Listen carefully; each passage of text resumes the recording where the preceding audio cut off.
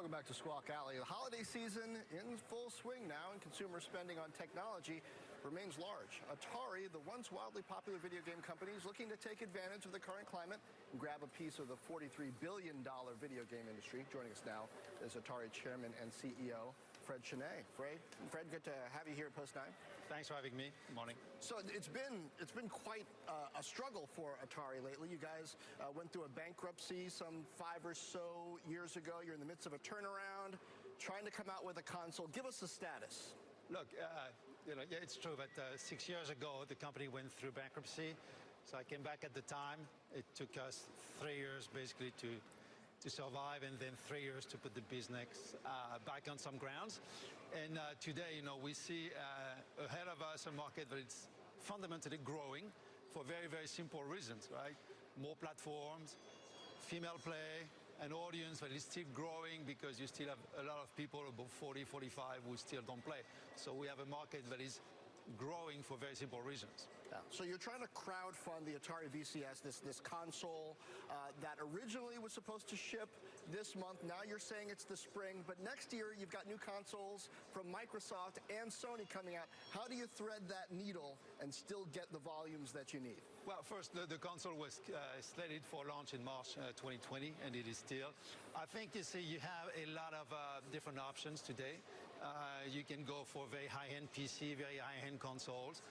The consoles are not before the end of next year. And at the same time, we believe that there is room for a simpler machine in the living room that will let you serve the web and have also a lot of applications in your living room. So very, very different markets. Are you saying that gaming doesn't depend on high-end resolution, high-end graphics, that we can be looking at simple things, but familiar things, right, like that? Sure. I think today you have so many players, so many different situations that you can play on any platform. You can have retro gaming, which is what we believe in, which is a very simple gameplay, very, very short session. On the other end, you can go and play for 3 hours, 4 hours. So you have, just like if you think, golf, I always take the analogy of golf.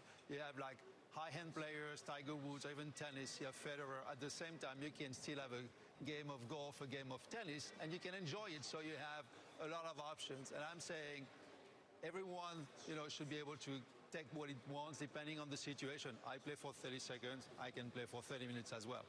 Was the Raspberry Pi an inspiration to you at all? It seems like among my generation now, on these kind of Linux-based platforms, there's this trend toward playing old favorites like Tecmo Bowl, Mike Tyson's Punch-Out, that you can get loaded onto a little, gadget that you plug into the TV. Is that what you're trying to take advantage of? I think exactly. The broader scheme is, and the broader picture is, you have a certain audience that wants just to have fun for 30 seconds, 1 minute, 2 minutes, 3 minutes. That's a market. And you will see a lot of esports coming into this category as well. And again, think about sport, think about other forms of entertainment. If you look at movies, you have, short series, TV series, 5 minute segments, and everyone is enjoying them. Why? Because at the same time today, everyone is trying to multitask and check the app, check the game, and check the news. Of the legacy games that Atari came up with back in the day, what are the most popular? Well, today you have, of course, Pong, which is, the tennis game that everyone remembers. That was a groundbreaking game. I personally like Breakout. That's one of my favorites. But at the same time, you have Missile Command, Asteroids, Centipede. So we have more than 200 games in the catalog. So we're taking them one by one.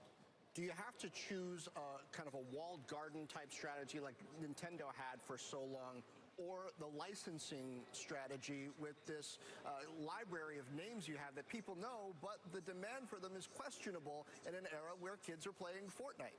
You see, we're flexible. I deal with the reality. We look at what we have.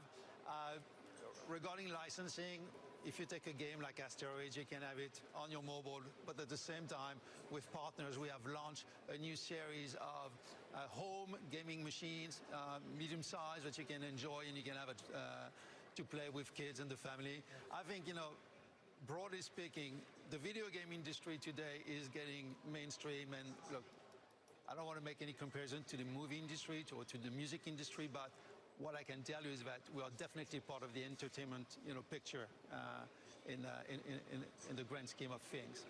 How much do tariffs potentially hit you quickly? Excuse me? How much do tariffs potentially hurt you Well, in see, 2020? look, right now on games, there's no hurt, and I think, we look forward with confidence, so I don't think it's going to hurt us. That's it. All right. Fred Chesnais from Atari, great to have you here. Thank you for having me.